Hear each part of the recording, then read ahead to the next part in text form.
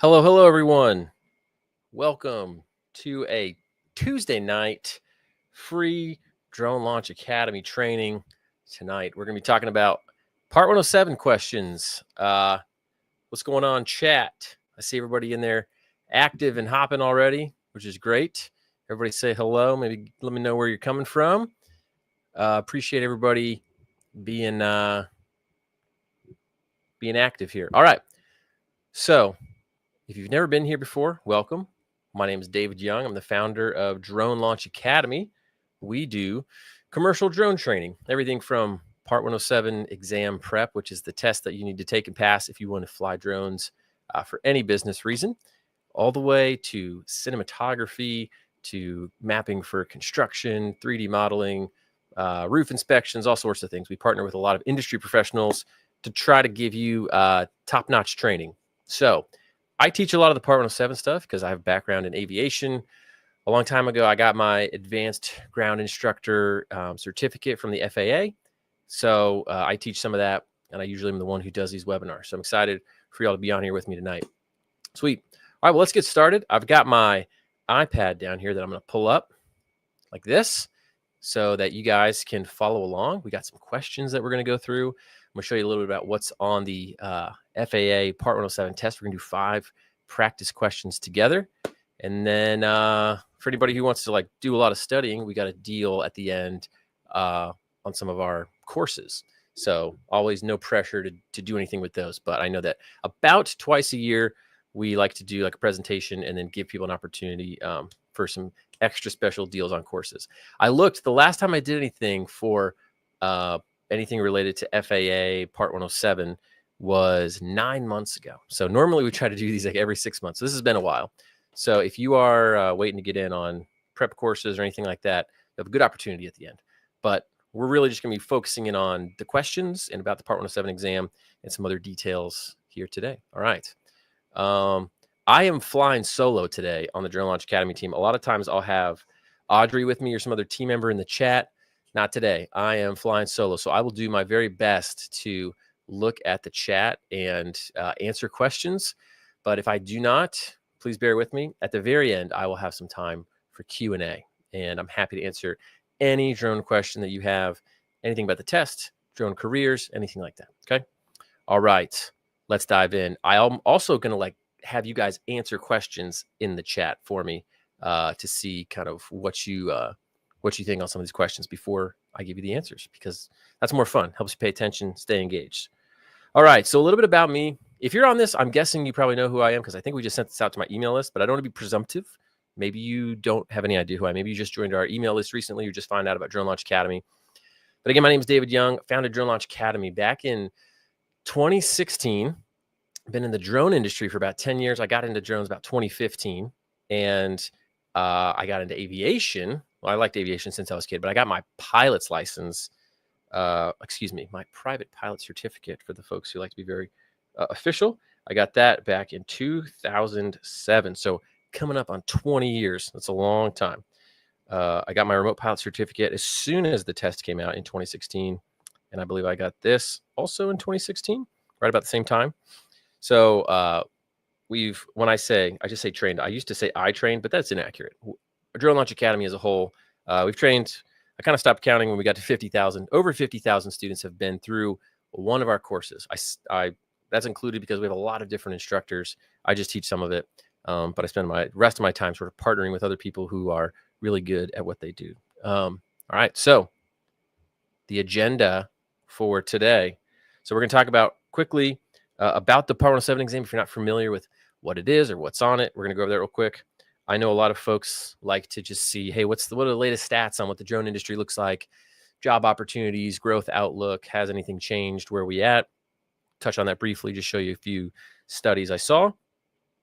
I'm going to swing through quickly on how to pass with just 7 days of studying. I know sometimes people think that this is going to take a really long time to study for this, but we put together sort of a 7-day study guide, and it's been used a lot over the last few years.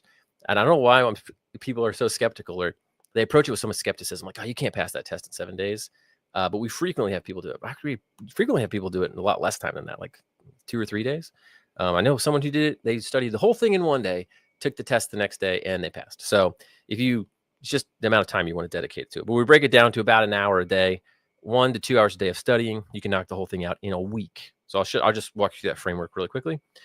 I'm going to go through 4 common mistakes, and then we're going to go address, this is the meat of what we're going to be talking about today. So I'll try to go pretty quickly through the first half. Then we'll do 5 questions that you will see on the exam. Some of the most commonly missed questions to help you get the trickery, catch what the FAA is trying to do, and make sure you're paying attention. You can address these questions accurately, okay? And then the very last, Part 107 study resources.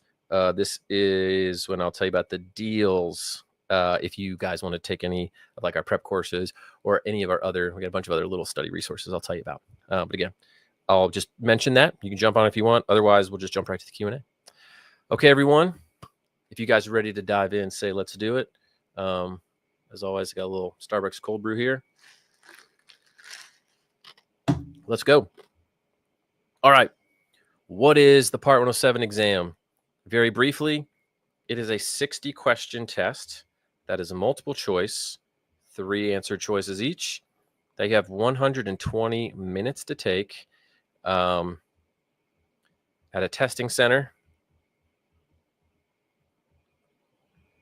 and allows you to fly drones commercially. You need a 70% to pass. I believe that's 42 questions.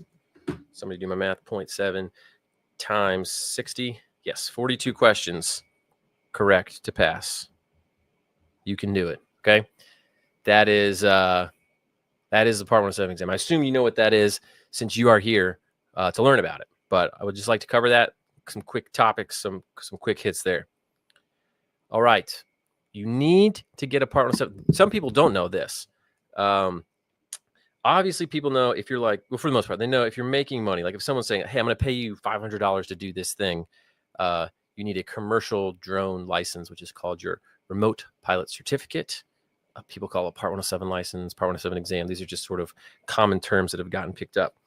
But here's a unique scenario. Let me know what you guys think about this. I'm not going to write that because it'll take too long. But a friend that you have, let's say they work for a nonprofit, and they say, hey, we are having a fundraising event, and there's going to be a lot of people here, bounce house. We're going to have a lot of donors out. It's going to be a great time. Just as a friend, would you mind bringing your drone out to cover the event? We'd love to get some marketing photos for our website, maybe a little sizzle reel, some video. We're not going to pay you since we're a nonprofit, and this, we don't want to like violate anything. But come out here, do this for us as a favor, and let us use the footage on our website and stuff. Again, there's no money being traded. It's not like we're not going to like give you free coupons in the behind the closed doors. Do you need a Part 107 license for this? Let me know. Need it or don't need it? No money, nonprofit, friend, doing a favor. You're not engaged in any type of, you're not even going to use the footage on your own website. You're not even going to make it a portfolio for you. You just hand it over. You do nothing with it. Yes or no? While you're doing that, I'm grab some out of my backpack.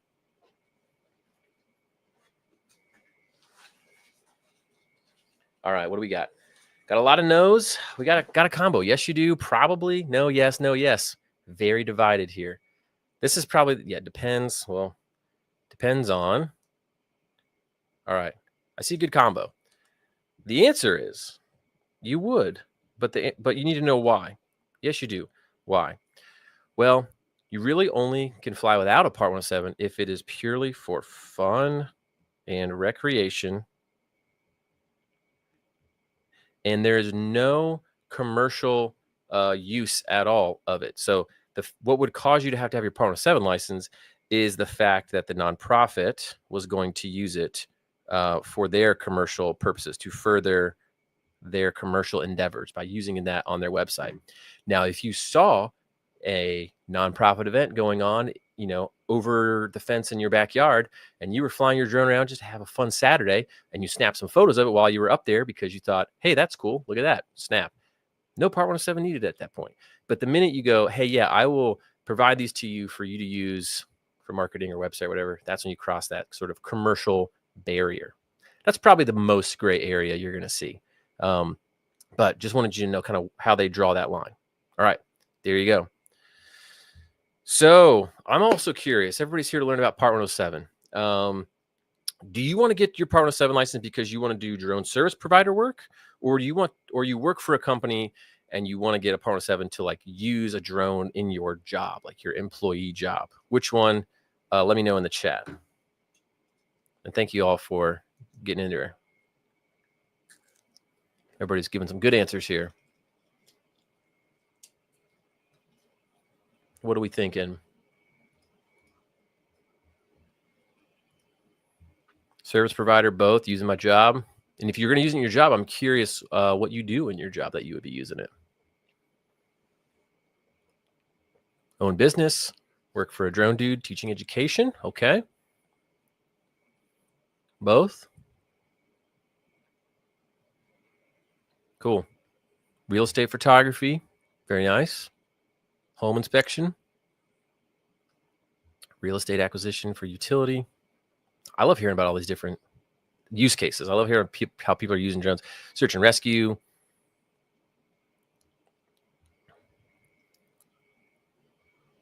Aircraft damage inspections. Limit. Oh, very cool. Climbing hazards on a roof. I'm home inspector. Okay, cool. All right, sweet.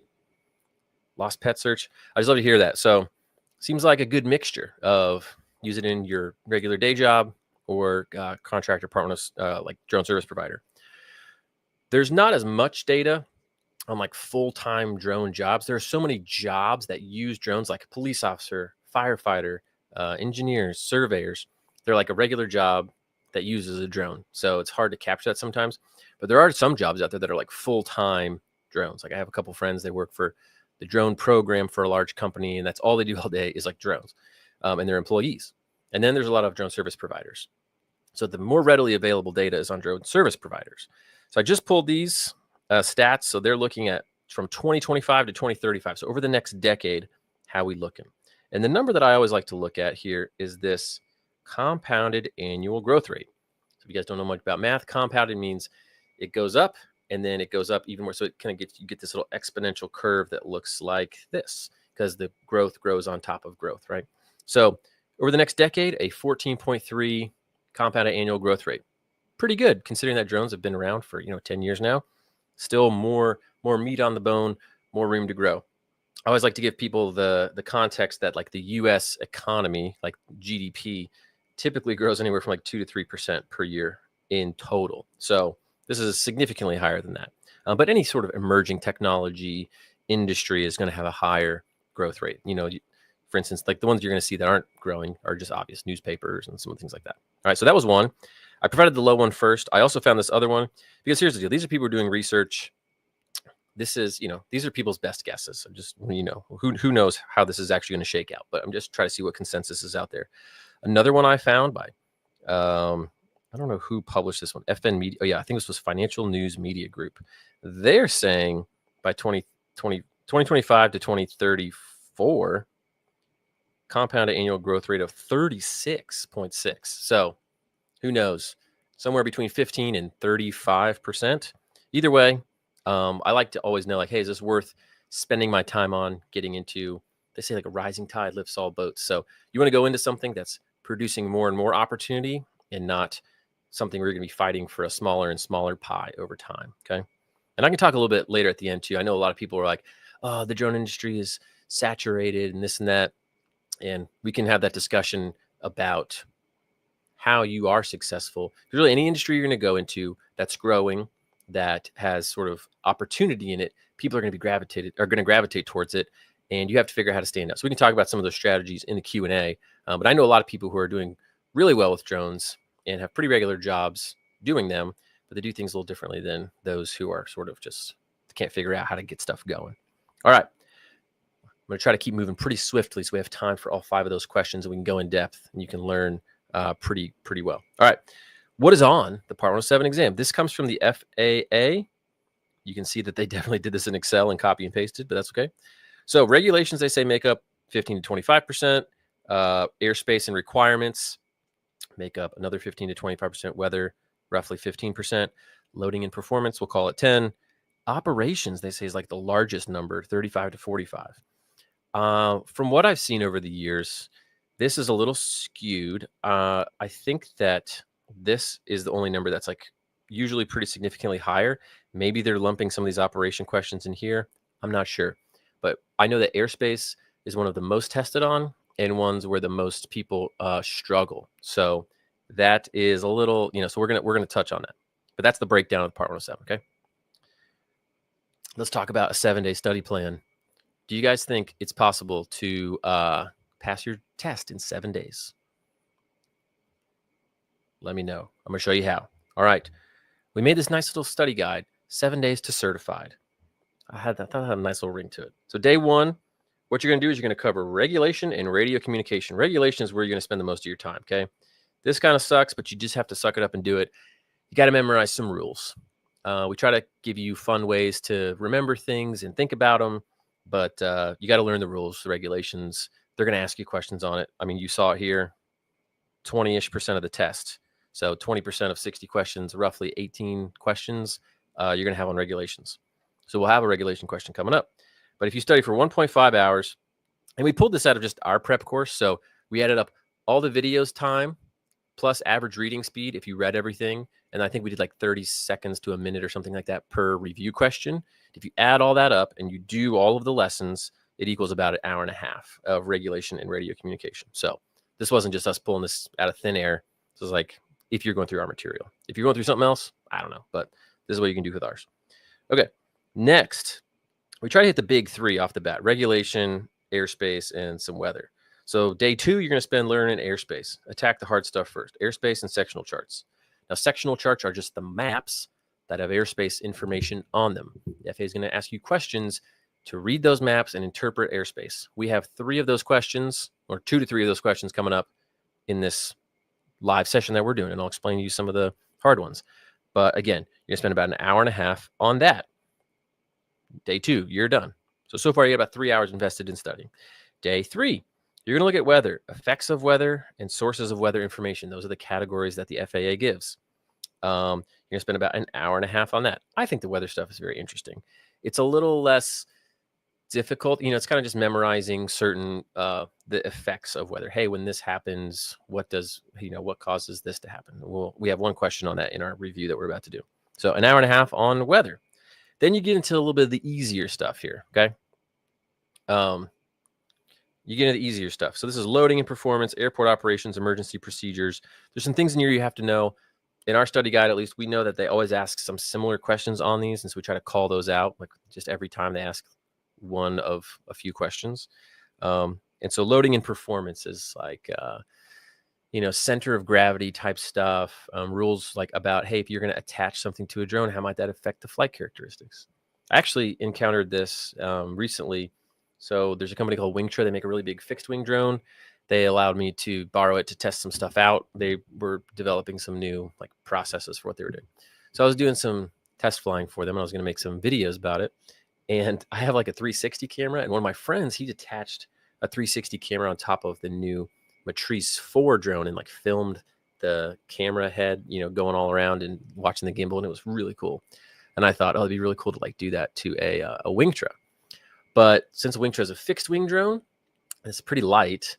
I was like, ooh, that's going to throw off the center of gravity a lot, and it's also going to mess up the airflow of the wings. So when I talked to one of the Wingtra employees about it, he said, yeah, I don't know if I would do that. I would advise against that. So I didn't do that because I thought it's going to mess up the center of gravity and, potentially the airflow over the wing. So something to think about, something to know. So we'll talk about that. Airport operations. This is going to tell you about your flying. If you're close to an airport, where might you expect the air traffic to be? If you're monitoring a radio frequency of airplanes taking off and landing, and they're calling out things like, turning left base on runway 17. What does that mean, and where would that airplane be? The FAA is going to ask you about that. So it's covering those types of things. Not too difficult, but good to know. And once you have some airspace knowledge, it should make a little bit more sense. All right. Day 5, maintenance and inspection, physiology, and aeronautical decision-making. Again, there's some things in here that they just want you to memorize, like hazardous attitudes, things that can get you into trouble. They pull a lot of things over from like manned aviation, just like the regular aviation world, and they test you on that. So physiology, there's some stuff in here about like night flights. So how different things affect your night vision, how your eyes work with rods and cones, how to scan the sky at night for traffic, to see other planes. So it's good to know. And you do need to see other planes, because I was doing a flight today and I was flying at 400 feet with that fixed wing drone, which is harder to sort of control and drop down. You can't just like drop it out of the sky really quickly like you can with a quadcopter. And there was a plane headed right out. I heard like brr, and I had a little radar app up to check for planes. The thing was coming right at me, but I was able to like tap the plane and look. It was at 2,500 feet, which still feels kind of low. So I was able to kind of avoid, pull our drone down a bit and let that one pass over. But you do need to scan for planes. I've had this happen a couple times where there's low flying planes. So, all right, day 6. So that's another. This was actually only going to take 45 minutes. This one is an hour. Okay. So day 6, you're going to review. We want you to review regulation and airspace, and do that for about an hour and a half. So at least in our course, we got a big test banks where you're going to go through. You can review all these questions. Just do them over and over and over again. Drill them into your head, because these are where you're going to get tripped up. So review that. Then day 7, go take a practice exam. So we have these exam simulations in here. Do 60 questions. See what scores you get. Do that twice. You should be able to do the whole practice exam in probably 30 minutes to an hour. So if you do it twice, that's an hour or 2 hours. If you'd like to do more, go for it, knock yourself out. But I would do this till you're getting like 90s on the practice exam. But I think you can do that. Okay. All right. So that's it. That's 7 days and you're good to go. Now, obviously, you can take as long as you want, but I just want to show you that there is a path to passing this relatively quickly if you wanted to. Okay.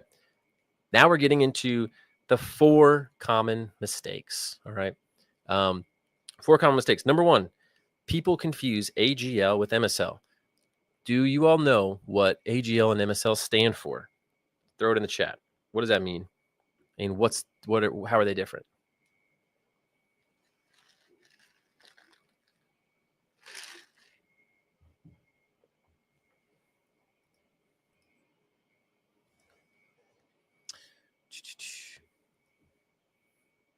Got above ground level. I know there's a little delay on my feed here.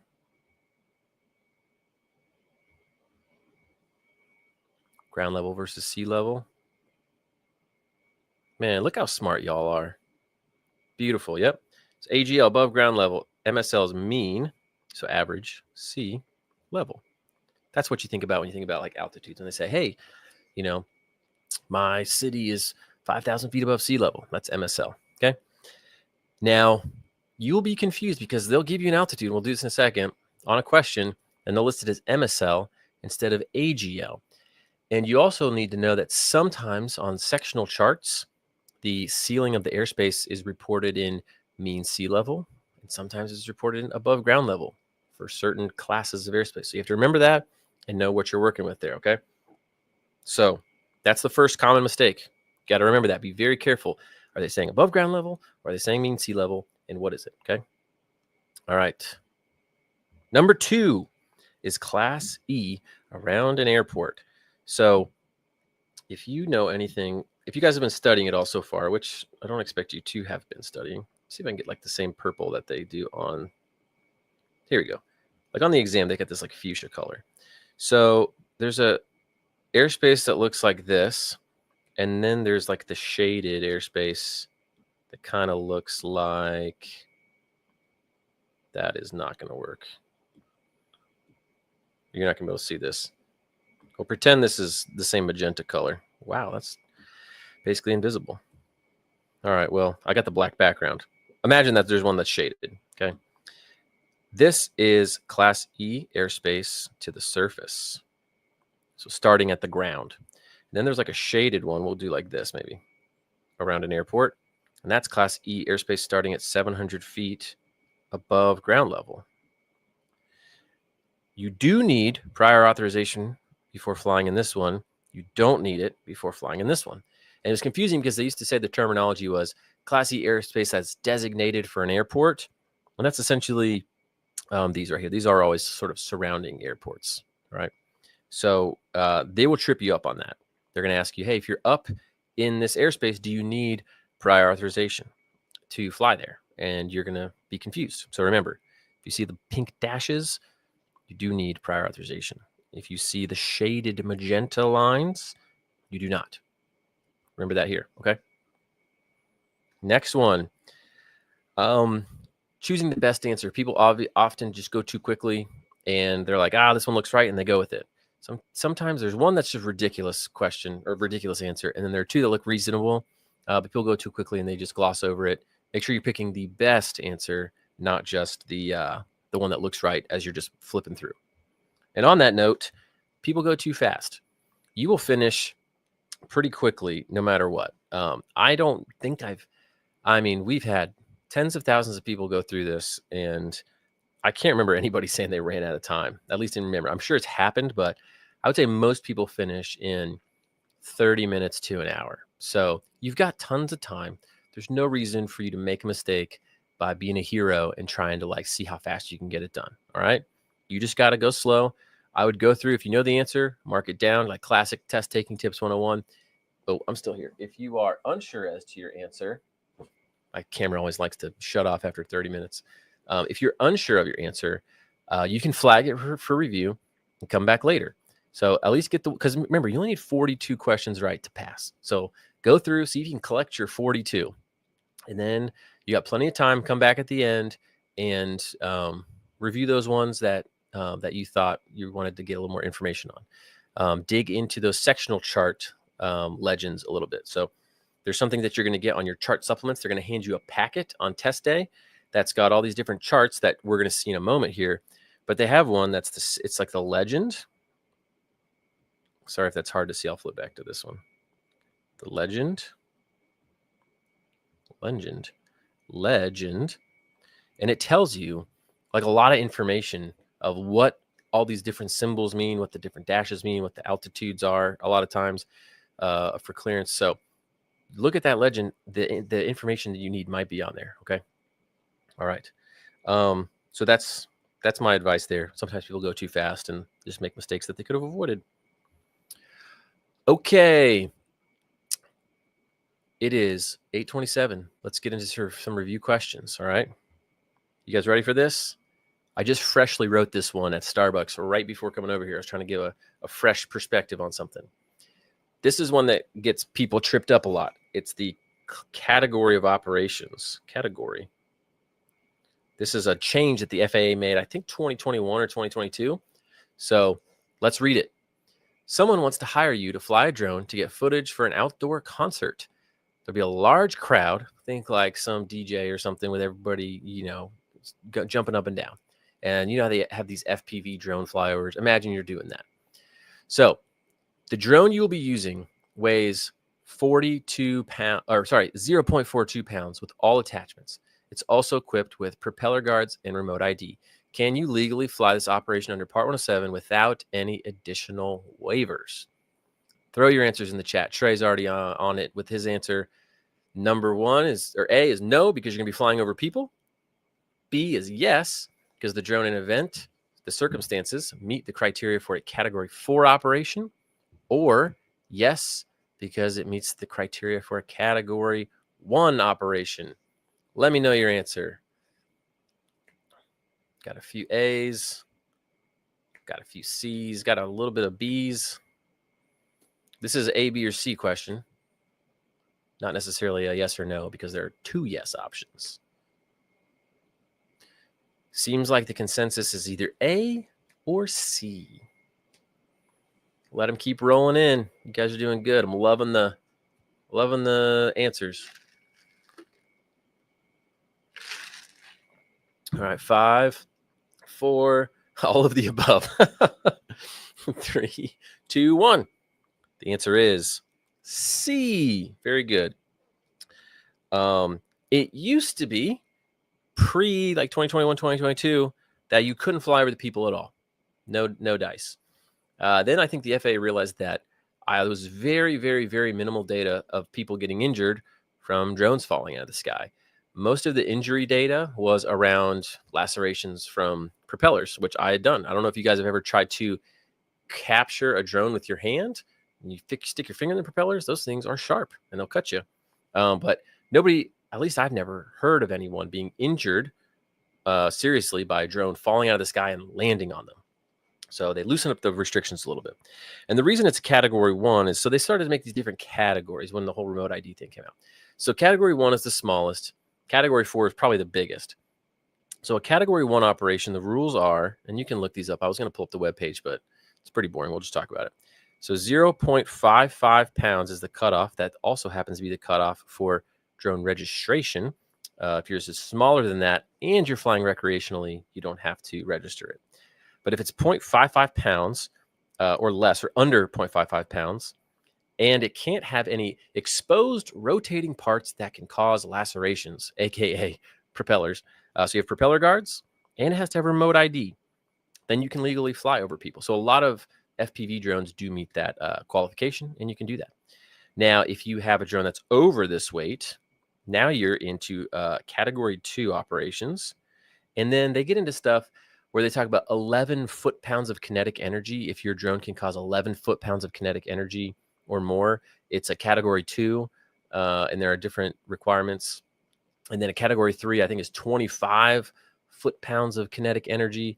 So you're not going to know that, but basically drone manufacturers can put their drones through some tests to see if it's category 2 or 3. And then category 4 is requires an airworthiness certificate. So that's like your plane has been like reviewed by the FAA. That's like big drones that have they fall outside of the normal guidelines, and they actually have a certificate of the airworthiness certificate from the FAA to like operate as an aircraft. So that's a different circumstance altogether. But yes, the answer is because it's category 1. Very good. I know a lot of you got that one right. All right.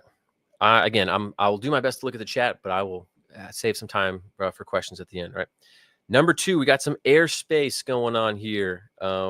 These are the type of like this thing. This is literally just copied.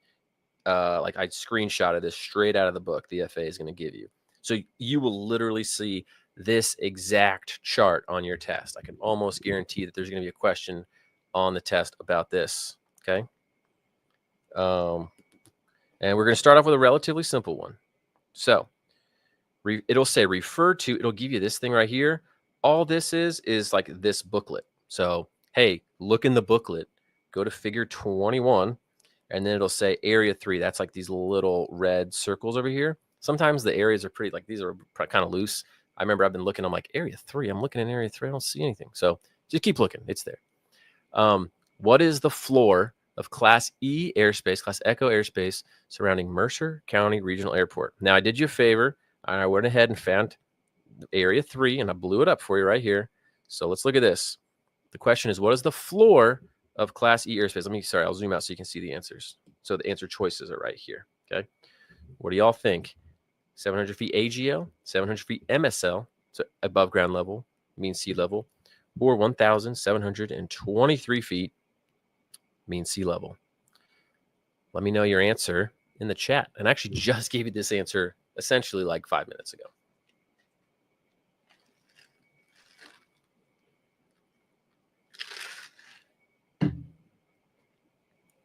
We got A, C, A, C. A lot of A's. We're going strong on the A's here. Do you want to go against the grain, against the crowd, and not answer A?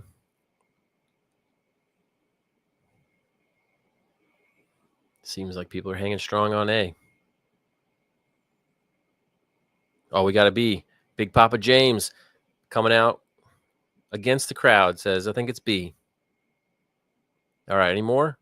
Got another A. All right, we'll stop it. Oh, so we got a C. All right, 3, 2, 1. I always realize I go 3, 2, 1. I don't know why I do that. 3, 2, 1. It is 700 feet AGL. The answer is A. So remember, I told you this is what the shaded magenta line looks like. That means that the Class Echo airspace begins at 700 feet above ground level. It is actually the only airspace that we measure, at least on the charts, in above ground level. All the other ones you'll see are listed in mean sea level, MSL. So something good to know. So not MSL. And then this 1723 right here might have thrown you guys off. That is actually the mean sea level elevation of this airport up here. Okay, So when you guys see this little data block, this is not in the question, but just a little extra for you. 1814, that is the airfield elevation and mean sea level. So that way, if you're coming in for a landing, you know that when your tires hit the ground, your altimeter should read 1814. And Big Papa James and I respect it. I respect the boldness to do the answer that you felt in your heart. Okay. Question number 3. This one's a little bit trickier now. So it's going to say, I'm just writing it like the FAA writes it. Refer to FAA CT 8082H, basically the booklet, figure 21, area 1. Now, I'll zoom in on it for you guys in a second. But we're going to find the radio tower that is directly, I should have said directly to the south of Minot International Airport. Now, it says the tower's along Interstate 83. It's got to mean sea. I was giving you a little help here. 2179. At what altitude above this obstruction, anything that sticks out of the ground, they call it obstruction, is the UAV operator allowed to fly? So just look at these answer choices really quickly, and I'm going to zoom in for you to see what I'm talking about. So we're going to zoom in. Hopefully you guys can see this.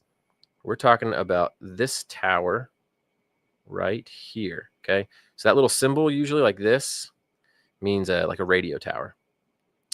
So that radio tower, how high above that can you legally fly? There's a couple things you need to be considering here. So I will write down what that says. It says, I'll write it so you can see it. It looks like this, so you can see the answer choices too. It looks like this. Oops. It looks like that. And then it says 2179 39. That's what it says on the map. And it is within it's between the shaded and the dashed magenta lines. What do you guys think? I'm going to go back and look. A. We got a lot of A's. A, C. A, but if you're commercial, A. Now, I didn't give you all the information you need to know for this. You got to know a little bit of extra stuff to get this one right, which that's maybe not super fair, but it'll help you learn. Okay? A. All right.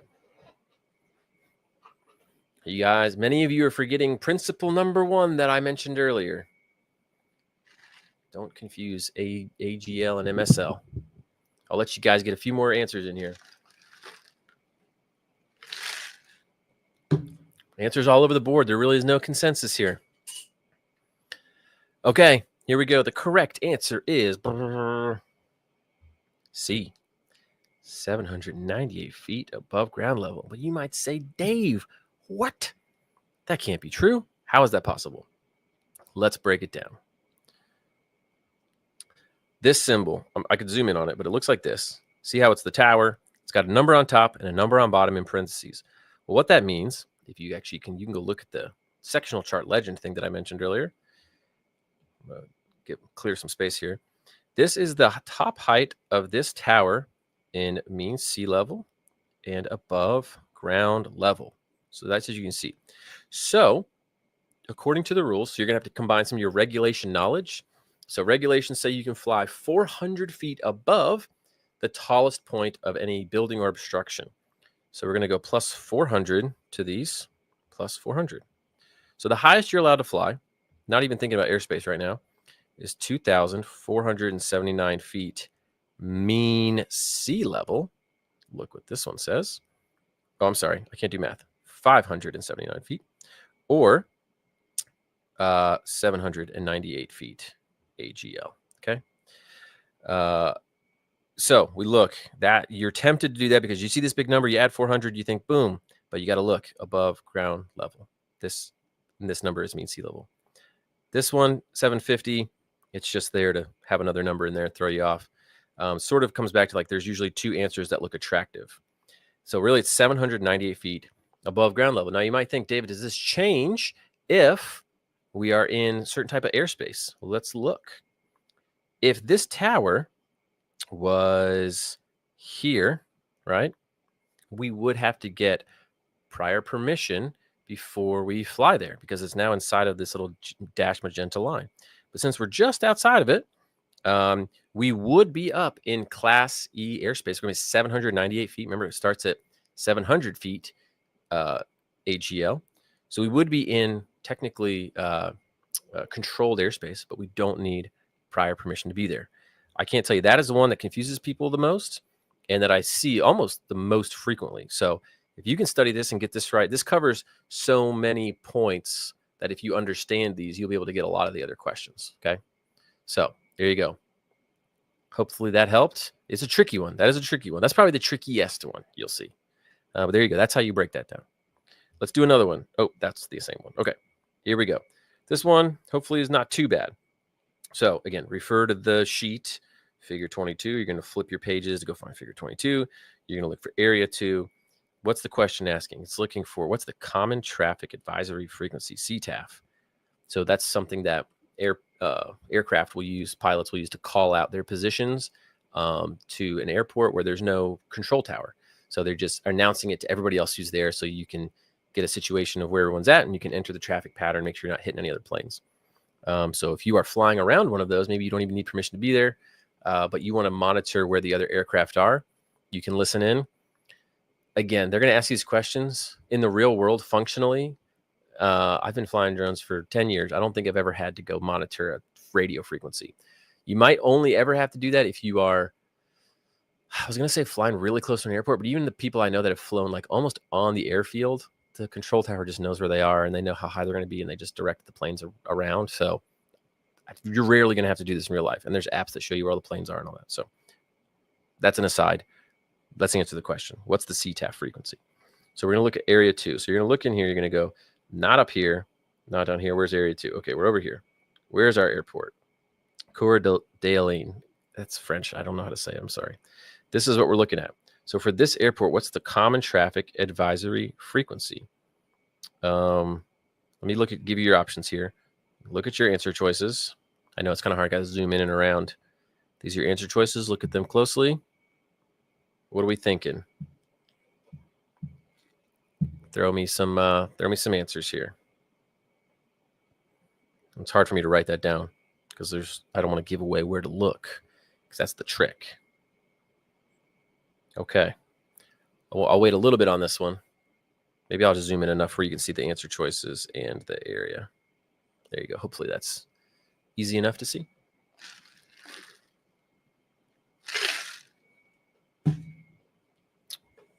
Drum roll.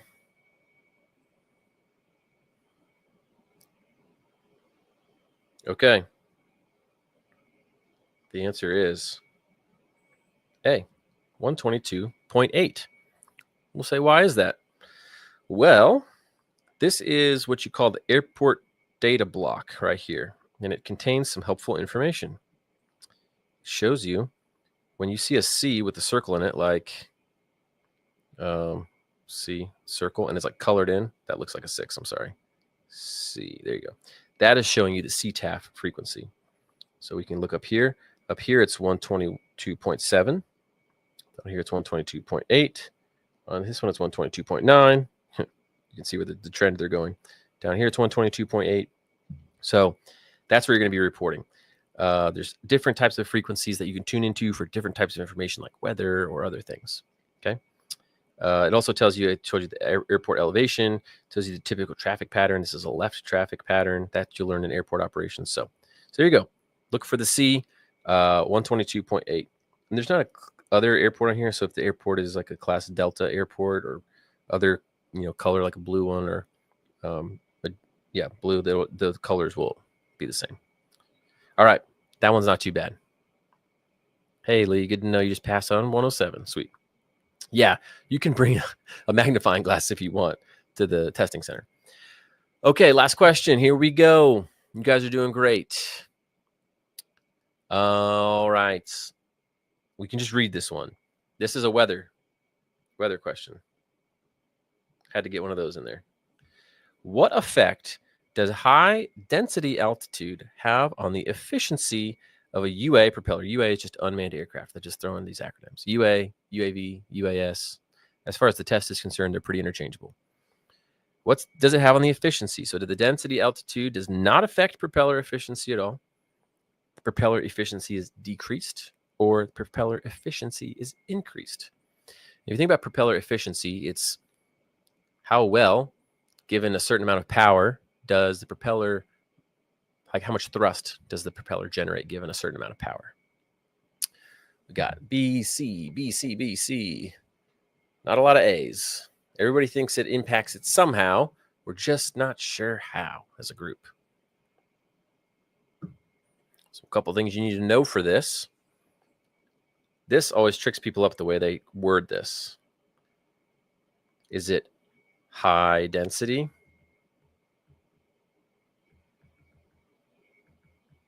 Or is it high density altitude?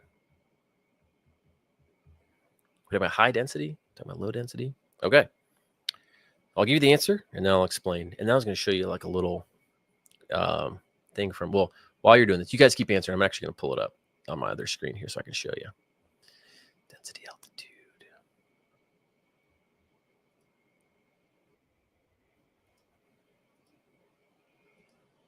All right. Okay, here we go. The answer is decreased, B. Why is that? Well, you should think about this. Density altitude is like a term. It's like an aviation concept. So think about it as it is how high the aircraft feels like it is based on the air density. So yeah, you guys got it. As you go higher up in the altitude, the air becomes less dense. There's less air pressure. That's why they have to pressurize the cabins when you're going up in airliners, aircraft, because there's not enough pressure in the air to push the air molecules or the oxygen molecules into your bloodstream, which is why you learn in the physiology section that you can get hypoxia. So if you don't have like an oxygen mask and you're going really high, you're not breathing. That's why when you go up Mount Everest, right, it's really tall. They have to have oxygen masks because the air is so thin up there, the pressure is very low. So since the air molecules are spread apart further, when the propeller is trying to cut through the air, there's not as much for it to like push against and like, you know, kick back to propel the aircraft either forward or up or whatever. So you'll notice that, you know, I was in Breckenridge last year, and that's like 9,000 feet mean sea level. And I'm used to flying around Lakeland, Florida and Tampa area where we're like either at sea level or I think where I'm at is 200 feet, 150 to 200 feet above sea level. So there's a lot of air to push against here. So I can throw the drone up and it responds really well. But up there, you go to like fly forward or go up really quickly. The motors have to spin a lot faster, which is less efficient. You're just not as responsive. So you need to be aware of that. If you're flying an aircraft like with gas, like gasoline, it also impacts your like fuel mixture, the air to fuel ratio. So one thing I was going to show you real quickly, I like is share this. So this is our density altitude lesson. Okay, so we give some advice here, like as air pressure increases, air density increases. But think about it like an oar. I'm just going to turn the volume off. Think about it like an oar going through water, right? When it's totally flat and it's pushing against the water, you have a lot of like grip on that oar to like be able to pull yourself through the water. But if you were to take that oar and replace it with like a little thin twig or a stick and you try to propel it, you're not going to get much because you don't have much to cut through the air. That's a meteorologist guy that teaches that section. All right, so let me share my screen again. I just thought that was a good analogy. Or if you imagine the water not being there and instead you're now paddling. Let's say you take the oar out of the water and you're doing it against the air. Well, the air is not as dense as the water, so you're not going anywhere. If you got a giant fan on the back, like an airboat, you would. But again, you have to spin super, super fast. But the water is much, much more dense, so you can pull, which propels you forward. So think about that, okay? All right. So that was number 5. That was it. I wonder how'd you guys do? How do you feel like you did on those questions? Good, bad, helpful, not helpful?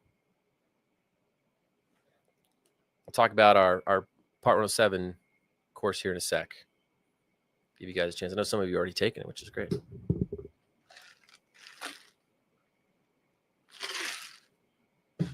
Learned things. Helpful. Cool. Good.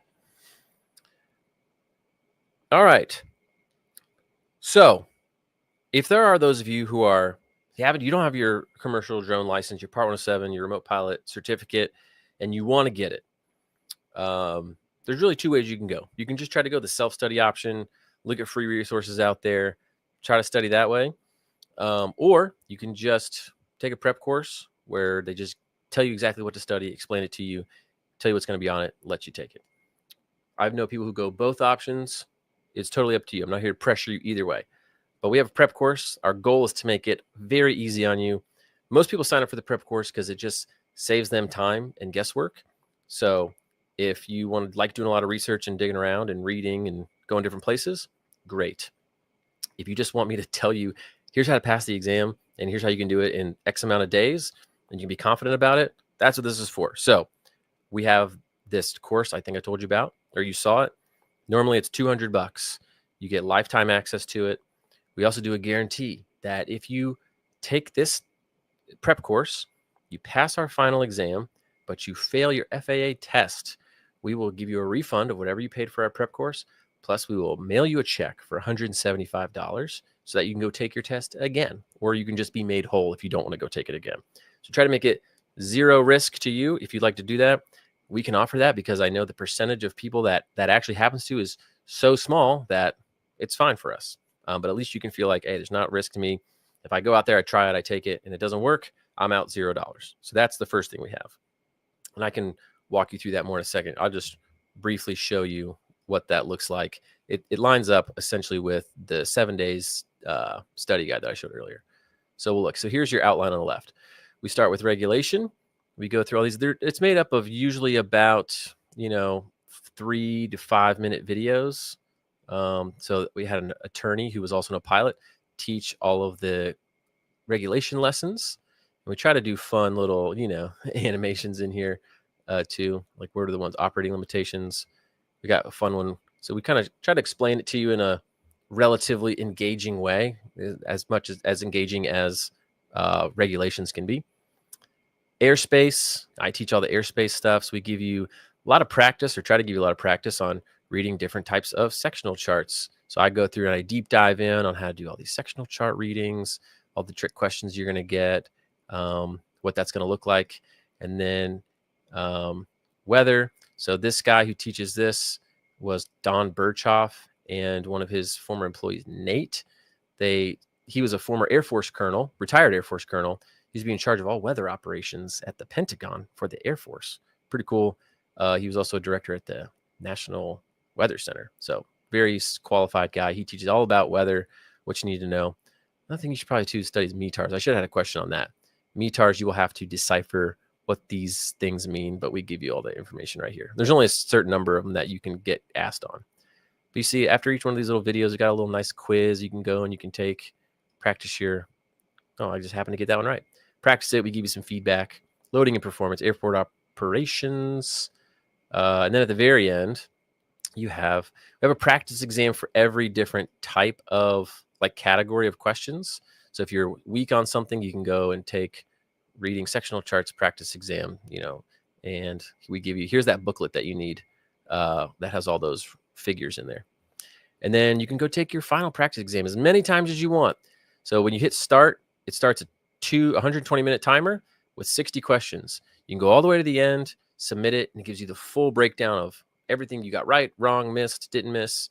And you can just keep taking that over and over and over again. We got hundreds and hundreds and hundreds of questions loaded in there, so you should be able to get fresh questions every time. So that's the Part 107 study guide. It's been pretty tested over a long period of time, and it's very good. All right. Another thing we have is flashcards. So we have a flashcard app that you can just do some quick, what airspace is this? You tap it and it tells you. It's just a nice little review. Something we developed more recently was called our rapid review guide.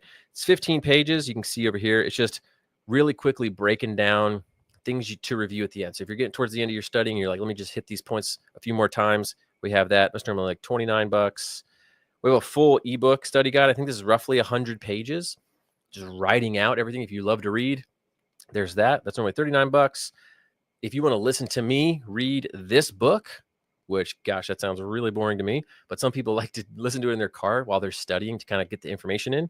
I recorded an audiobook. I think it's like 6 hours of me reading this to you. And I try to spice it up a little bit. I try to visually or explain what you would be seeing visually. So you can have that, It comes in it's like a private podcast type of thing. So it runs off of a podcast app that you get access to once you get that, and you can play it that way. So that's normally $49 if you were to buy it individually. 7 days to certified. If you just wanted to buy that guide, I think it's like $19. But oftentimes we'd give that one away for free. But if you do want to just go in there and buy it, that's what it would be priced at normally.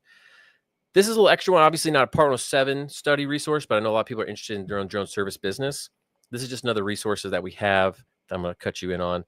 Drone Business Foundations. So we go and we talk through everything you need to know before starting a drone business, probably an hour or two worth of content in there to help you think through that. But I filmed that after interviewing 70 people on drone business and what they did.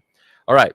So if you were to add all these up, if you were literally going to go on our website and buy all of these, it would be $454. I don't expect you to do that, but I'm just telling you, this is what the prices would be if you bought all these individually. But here's your deal tonight for anybody who wants to do it. We're going to do $50 off the prep course, that full prep course with exam simulations and that guarantee. And then I'm literally just going to give you all of this stuff for free. So that's technically $305 off. So $454 worth of stuff for $149. If you go to I tried to make a URL link for you, 107deal.com. That should bring you right to the checkout link. And if you buy that, it will just look like the Part 107 course. It'll look like $199 minus $50, $149. But I'm going to go back through at the end of tonight, and we will add all these resources to your account. Okay. If that link doesn't work for you, it is, I think the promo code is like May flash sale. Actually, let me look at it real quick for you. That should work, but it's not. Yeah.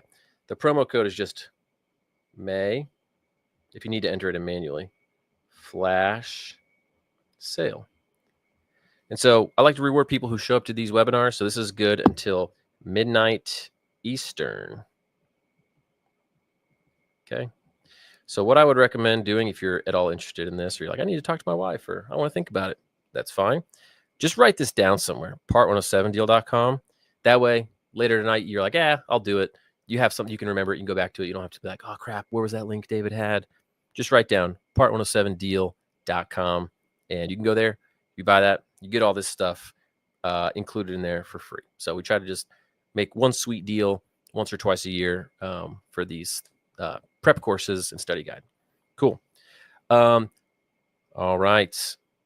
Oh, yeah, I was going to show you. So these, I just looked. We have a thing called testimonial.to. People can leave testimonials and reviews. I was trying to grab all the ones from May. These are sort of out of order, but these are literally all the reviews. I didn't leave any out.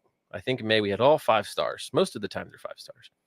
But if you want to see what other students are saying, I was just going to show you some reviews. These are people who just took the exam. Some of these are March. Most of them are May. And then these were April, I think. So like April and May. So people saying they're passing. This guy's 65 years old. Found it very helpful. This guy studied for 10 days. Made an 80. Let's see. Absolutely recommend. Worth the money. I'm obviously just circling things that are good for us, huh? So you can look through these. We have these. I think we have these testimonials on our website. But yeah, I'm just trying to show you other people take it, and it works. I'm not out here trying to trick you. This guy got an 88. Let's see. I'm pretty sure if I didn't find this, I would not have passed on my first try. We have all sorts of people take it too. Like I guess Trevante left a review twice, but we got Dominion Energy here. We had a guy, a police officer, I think, take it. This person works for Department of Transportation for Ohio. I looked at that. Police officer. Different people have like drone services businesses too. But anyways, so that's it, right? That's the deal. Let's hit the Q&A. What questions do you guys have? I'll just leave this here in case you guys are like, what was the deal again? But we'll do Q&A. Hit me up with questions, and let's see. All right.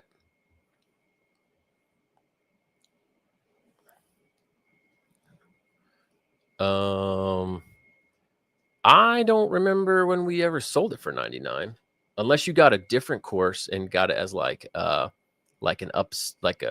deal when you bought a different course. But email me and we can talk about that. A key, just email me, david@dronelaunchacademy.com. Oh, I promise I'm still here. Hold on.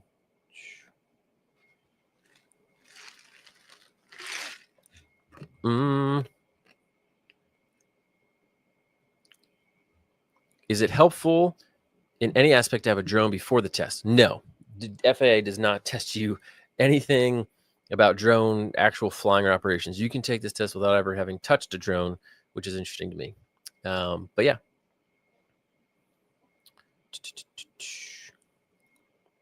Let's see. How long does it normally take from signing up for the exam to actually take the exam? I know it depends on your the actual exam. So you have to sign up with PSI. It just kind of depends on their availability, but usually you can get in within a few days of scheduling. So yeah, sometimes I know people schedule it and take it the next day. Any other questions about just drones in general? Yes. So we'll add them in the morning. I mean, I can, if you really want them tonight, I can go add them for your account tonight. But our support person will look in the morning for everyone who signed up before midnight Eastern, and we'll add them to your account then.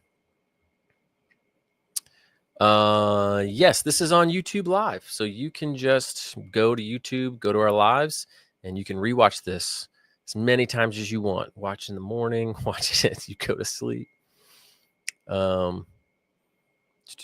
Is the exam paper or computer? Good question.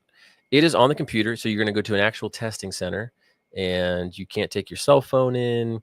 They'll give you like a piece of paper and a pencil. Then you can take a magnifying glass in, and you have to sit in a little room or booth. You have 2 hours, and it's on a computer.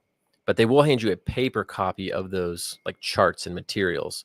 So that's paper copy, but the actual test is on the computer. My thoughts on the DJI potential ban. What would be a good U.S. drone if DJI goes away? It's probably a question I've heard 1,000 times. I personally don't think DJI should be banned. I like DJI drones. I own many of them.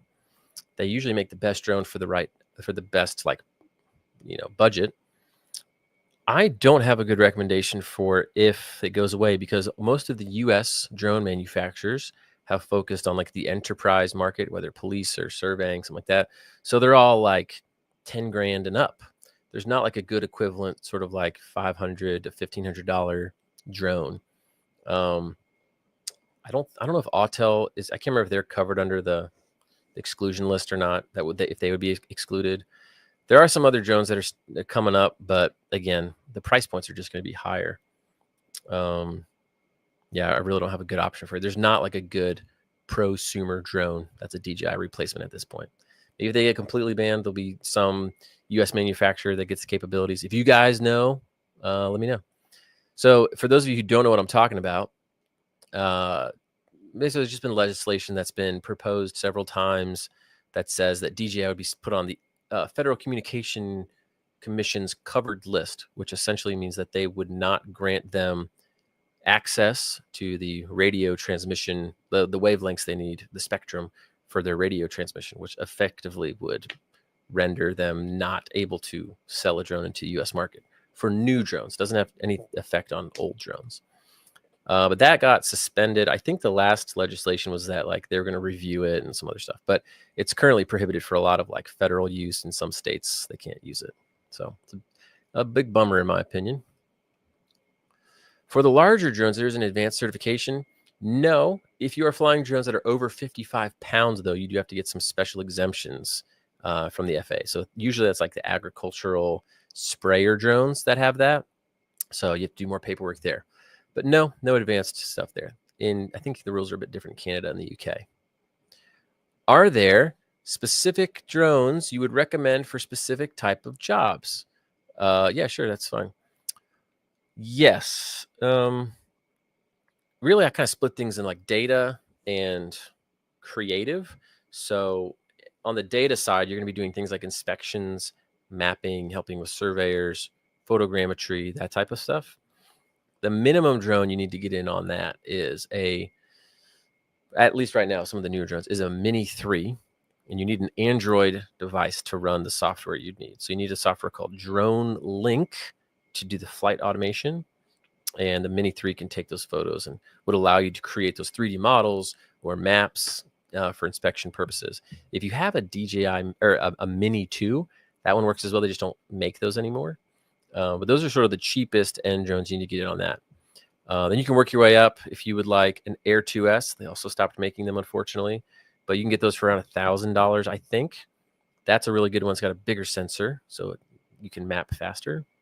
And then on the higher end of that, you got things like the Mavic 3 Enterprise, and they changed the name to Matrice 4 Enterprise. That's the one I have, and that's a great drone. It goes really fast, does cool mapping stuff. On the creative side, really any of those DJI line of drones are great. So like, that's why I like the Mini 3, because you can use it for creative stuff too. It's got like nice video quality, 4K, and all that. If you want some of these zoom lenses and some more cinematic looking stuff, some of like the Mavic 3 Pro, they just came out with the Mavic 4 Pro, but I've heard you can't get it in the US. I haven't looked into that quite yet. But really any of those, or the I know a lot of people like the Autel Evo. Those are probably the most common ones. So I would do that or like an Air 3S. Like there's so many of them that are good. But if you're just doing entry stuff, don't go like way overkill. A lot of the advanced nice things like the lenses and different options on these higher end drones, like you have to be kind of a good pilot to know how to like get the most out of it anyway. So start with something basic in the kind of $400 range, probably would get you like a lot and be really nice. There is a calculator on the computer. So on the computer you're taking the test on, I don't think you can bring your own calculator in there, but they have a calculator on the computer. Is my presentation deck available for review? No, not really. I mean, I have a PDF of it. If you really want it, I could send it to you. But it's just going to be on YouTube Live. Am I familiar with people that are flying cell phone towers, and how much work is out there for that? A lot of times cell phone tower work, I have a buddy who did a lot of that. It's a lot of travel. And usually what you get are people who get large contracts by these cell carriers to go out and collect data for them. I think it can be lucrative. It probably used to be a little bit more lucrative. But I just did a lot of travel, and it's more of a volume game. So I think you can make a lot of money if you're willing to travel a lot and you're willing to work for longer periods of time. But if you're going to go out and do like 3 cell towers, it's probably you're not going to make a whole lot on it. It's like repeating the same flight path and pattern for tons of different cell towers over a span of time, because they need to get them all done. And just in general, the rule of thumb is the more part of the process you do, the more money you get. So if you find the client, you get way more money. If you go and you collect the data and you're the one processing the data, so creating that model, more money. If you're also doing analysis on it, more money. Because the problem is somebody's got to find that job. And so they're going to negotiate a price for that job. And they're going to be like, okay, now I need to hire out a drone pilot. And then we're going to hire out somebody to process it. And then somebody's going to have to analyze it. So then you're just getting like a piece of the full like deal value, if you will. So if you want to make the most money, I don't know tons of people who make a lot of money by just taking a sliver. The people who I know who do well are the people who can sort of find a client, do all the capturing the data, processing it, and doing more pieces of the chain, if that makes sense. Why would DJI banned? I touched on that just briefly. Can we get discounts code on your other online training? We do these webinars probably once a month, once every 6 weeks. And we do promos on them then. So usually each course is discounted once every 6 to 9 months. But they're available all the time. But if you want to get like the special deals, usually do the best ones on the webinar and every 6 to 9 months. So right now it's part 107. When you get the course now in lost pet recovery, would you need 107 if you're not charging any money or getting anything in return? Yeah, that's sort of what we were talking about at the beginning. Lost pet recovery is probably not just for your own, like, I wouldn't call that a recreational activity. So you likely would, but you can kind of judge your own risk tolerance on that. David, someone going into business for themselves. What area, what business or what drone would you buy? Photography, real estate, Mavic 3 Pro, or what? So real estate is a common one for people to start off in. I know a lot of people who make really good money in real estate, and I know a lot of people who are really frustrated by real estate. If you're going to do real estate, I would say the key is you got to do everything in real estate. You can't just do the drone piece. You got to learn how to do the ground cameras, maybe 3D tours. You got to learn how to do video, the full shebang, because real estate agents, they want to just hire one person to do everything. So I don't know anyone who's successful just doing drones for real estate. There's just not that kind of work doesn't exist. But there is a lot of work for really good real estate media people.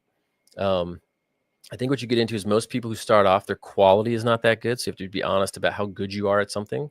But once you can get up to at least a decent level of quality where your stuff looks professional and good, then your next challenge is finding higher volume real estate agents. There's a billion real estate agents, but only a certain percentage of them actually do decent volume. And the ones that are doing decent volume are the ones who don't have time, nor do they have the desire typically to take their own photos.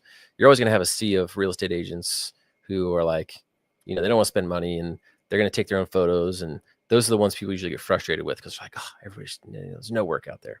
But I know of several people who make 6 figures a year just doing real estate media. So I definitely know that you can do it, but you just sort of have to decide to make a business of it, find the right people, and you have to do a pretty decent amount of volume.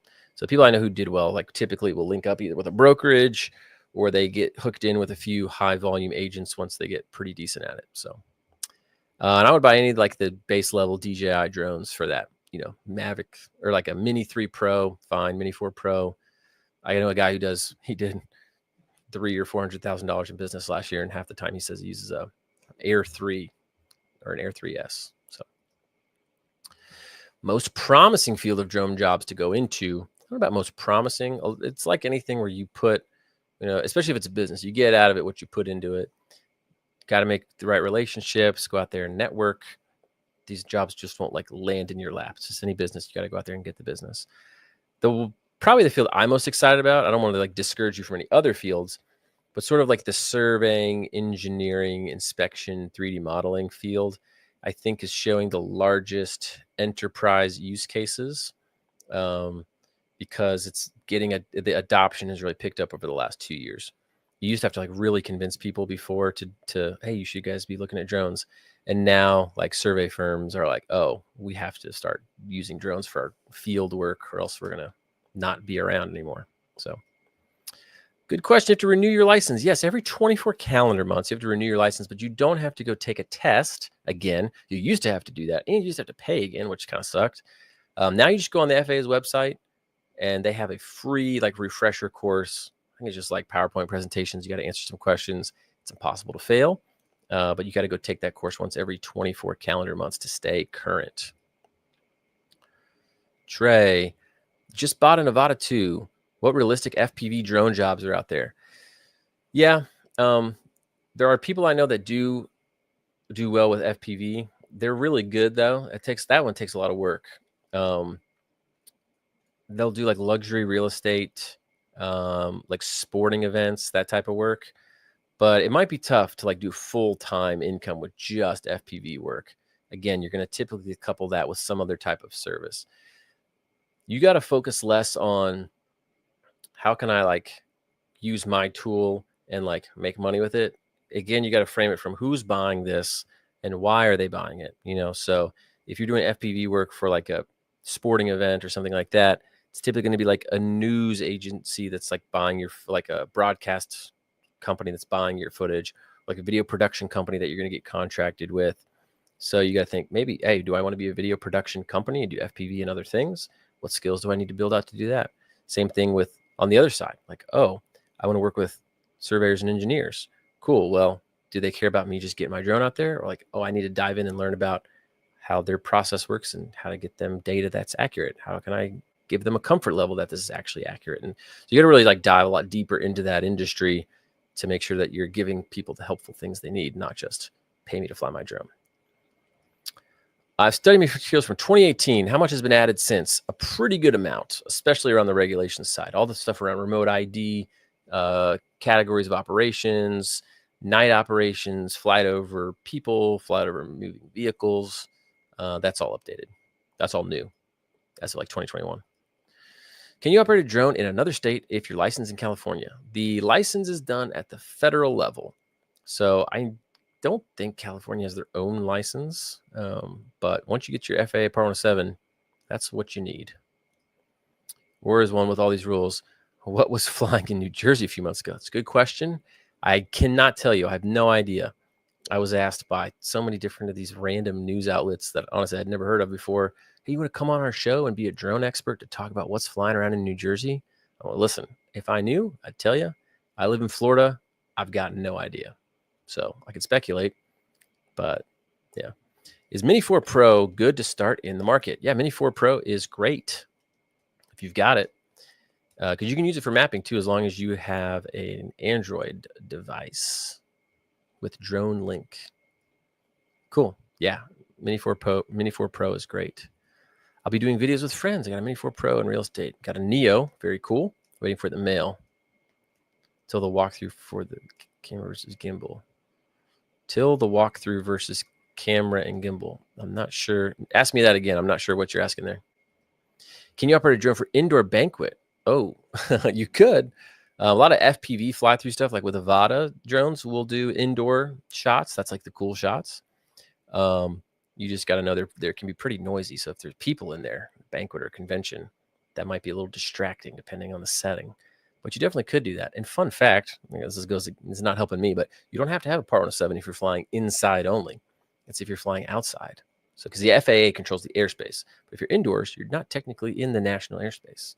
So you don't have to have a Part 107 if you're only doing indoor flying. Are all these study items included in the basic course? Yes, we're including them tonight in the basic course. Yep. That's not a question. Here we go. Mini 4 Pro. Yeah, I think this is a repeat question. Yep, that is definitely good enough. What are my thoughts on used versus new drones?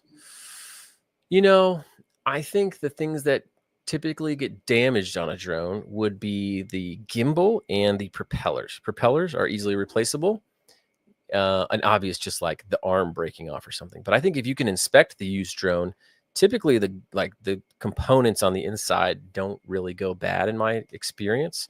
So if you can confirm that the gimbal is in good working order and it can fully and smoothly operate and move around, that's good. The battery, I would just check, make sure that it's like seats and locks, clicks in very well.